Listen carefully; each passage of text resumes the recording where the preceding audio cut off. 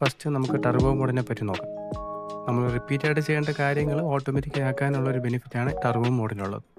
ഈ കൺട്രോളിൻ്റെ 4 ആക്ഷൻ ബട്ടണും 2 ട്രിഗറും 2 left and right ബട്ടണും ടോട്ടൽ 8 ബട്ടൺ നമുക്ക് ടർബോ മോഡായിട്ട് ഉപയോഗിക്കാൻ പറ്റും. ടർബോ മോഡ് സെറ്റ് ചെയ്യാനായിട്ട് ടർബോ മോഡും നിങ്ങൾക്ക് ഏതാണോ ബട്ടൺ വേണ്ടത് അതും കൂടെ ഒരുമിച്ച് സെലക്ട് ചെയ്യുക.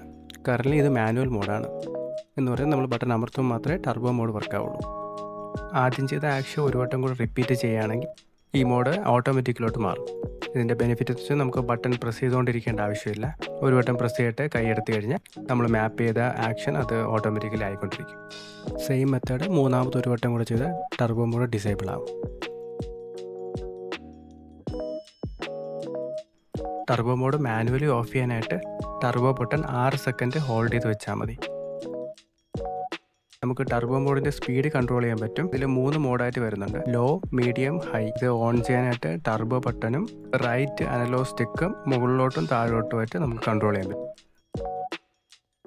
ഈ ടർബോ മോഡിൻ്റെ ബെനിഫിറ്റ് ഗെയിമിംഗ് സമയത്ത് ഇതുപോലെയാണ് വരുന്നത്.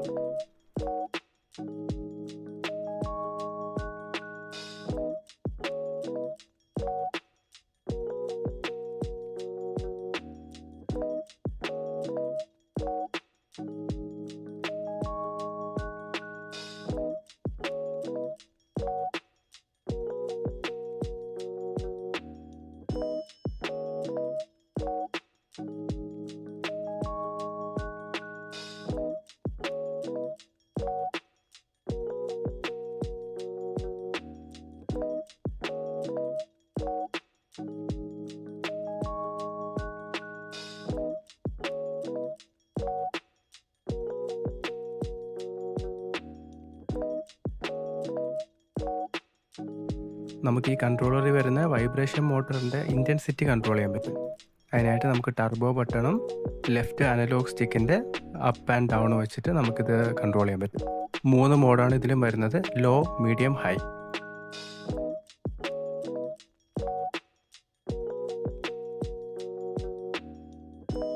ഇതിൽ 2 മാക്രോ ബട്ടൺ വരുന്നുണ്ട്. ഡിഫോൾട്ടായിട്ട് ലെഫ്റ്റും റൈറ്റും മാപ്പായിട്ട് വരുന്നത് എ ആൻഡ് ബി ആക്ഷൻ ബട്ടൻ്റെ സെയിം ഫങ്ഷൻ തന്നെയാണ്. മാക്രോ ബട്ടൺ പ്രോഗ്രാം ചെയ്യാനായിട്ട് നിങ്ങൾക്ക് ആവശ്യമുള്ള മാക്രോ ബട്ടണും ടർബോ ബട്ടണും കൂടെ 2 സെക്കൻഡ് ഹോൾഡ് ചെയ്ത് വെക്കണം. അപ്പോൾ LED ഫ്ലാഷ് ആയിട്ട് തുടങ്ങും. അതിനുശേഷം നിങ്ങൾക്ക് വേണ്ട ആക്ഷൻ ബട്ടൺ ഒരു വട്ടം സെലക്ട് ചെയ്യുക. എന്നിട്ട് ആദ്യം പ്രസ് ചെയ്ത് മാക്രോ ബട്ടൺ ഒരു വട്ടം കൂടെ പ്രസ് ചെയ്യുക. രണ്ടാമത്തെ മാക്രോ ബട്ടൺ മാപ്പ് ചെയ്യാനും സെയിം മെത്തേഡ് തന്നെയാണ്. മാക്രോ ബട്ടണും ടർബോ ബട്ടണും 2 സെക്കൻഡ് ഒരുമിച്ച് അമർത്തുക. നിങ്ങൾക്ക് ആവശ്യമുള്ള ആക്ഷൻ ബട്ടൺ സെലക്ട് ചെയ്തതിനു ശേഷം സെയിം മാക്രോ ബട്ടൺ ഒരു വട്ടം കൂടെ അമർത്തുക. ആക്ഷൻ ബട്ടൺ മാത്രമല്ല, ഈ കാണുന്ന ട്രിഗറും ലെഫ്റ്റ് ആൻഡ് റൈറ്റ് ബട്ടണും നമുക്ക് മാപ്പ് ചെയ്യാൻ പറ്റും. ഈ മാപ്പ് ചെയ്ത ബട്ടണൊക്കെ പെർമനൻ്റ് ആയിട്ട് കൺട്രോളറിൻ്റെ മെമ്മറിയിൽ സ്റ്റോറായി കിടക്കും. അത് റീസെറ്റ് ചെയ്യാനായിട്ട് സെയിം മെത്തേഡ് തന്നെയാണ്. നിങ്ങൾക്ക് വേണ്ട മാക്രോ ബട്ടണും ടർബോ ബട്ടണും കൂടി 2 സെക്കൻഡ് ഹോൾഡ് ചെയ്ത് വയ്ക്കുക. LED ഫ്ലാഷ് ആയതിനു ശേഷം സെയിം മാക്രോ ബട്ടൺ ഒരു വട്ടം പ്രസ് ചെയ്താൽ മതി.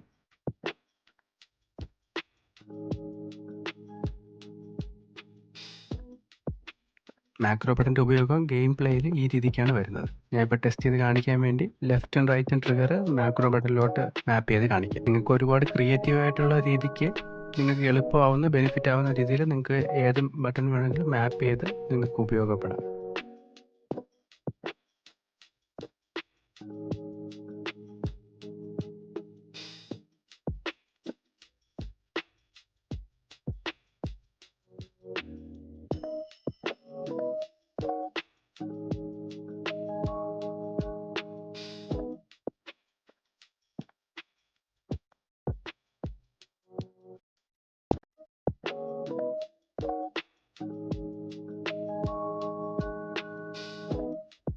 നമുക്ക് ഈ കൺട്രോളറിലെ വൈറ്റ് LED-യും RGBയും ഓഫ് ചെയ്യാനും ഓൺ ആക്കാനും പറ്റും.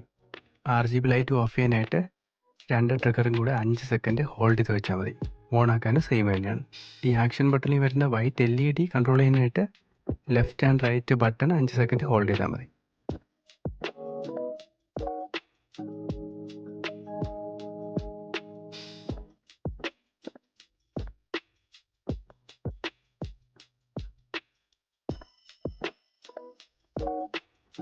ഇതിൽ വരുന്ന RGB LED ലൈറ്റിൻ്റെ ബ്രൈറ്റ്നെസ് നമുക്ക് കൺട്രോൾ ചെയ്യാൻ പറ്റും. ഇതിനായിട്ട് ബാക്ക് ബട്ടണും ഡി പാഡിൻ്റെ അപ്പ് ആൻഡ് ഡൗൺ ബട്ടൺ വെച്ച് നമുക്കിതിൻ്റെ ബ്രൈറ്റ്നസ് കൂട്ടാനും കുറയ്ക്കാനും പറ്റും.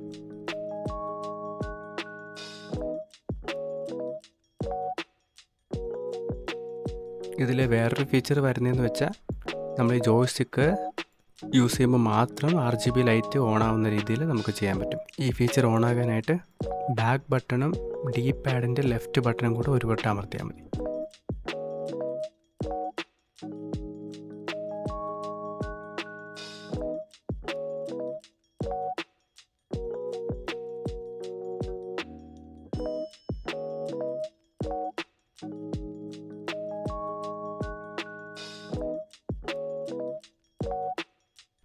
സെലക്ട് ബട്ടണും ഡി പാഡിൻ്റെ ലെഫ്റ്റ് ബട്ടണും വെച്ച് നമുക്ക് RGB മോഡ് ചേഞ്ച് ചെയ്യാൻ പറ്റും.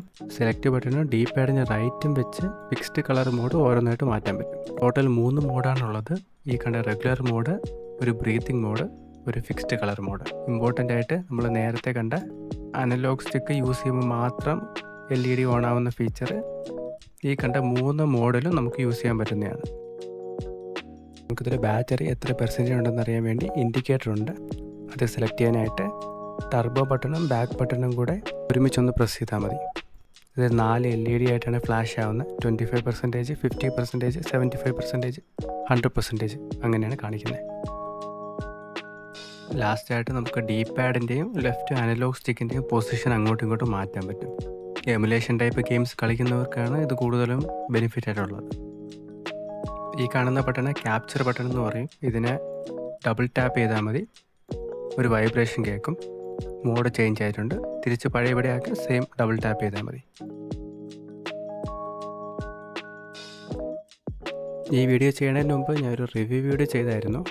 അതിലേകദേശം കുറേ കാര്യങ്ങൾ ഇതൊക്കെ ഞാൻ പറഞ്ഞായിരുന്നു. എന്നാൽ കൂടുതലും ഫീച്ചേഴ്സ് അതിൽ എക്സ്പ്ലെയിൻ ചെയ്യാൻ പറ്റിയിട്ടില്ല. അതുകൊണ്ടാണ് ഞാൻ ഇപ്പോൾ ഇങ്ങനൊരു വീഡിയോയും കൂടെ ചെയ്തത്. എനിക്കറിയുന്നുള്ള മാക്സിമം ഫീച്ചേഴ്സ് ആഡ് ചെയ്തിട്ടുണ്ട്. എന്തെങ്കിലും വിട്ടുപോയിട്ടുണ്ടെങ്കിൽ ചെറിയൊരു ഷോർട്ട് വീഡിയോ ആയിട്ട് പാർട്ട് 2 പോലെ എന്തെങ്കിലും അപ്ലോഡ് ചെയ്യാം.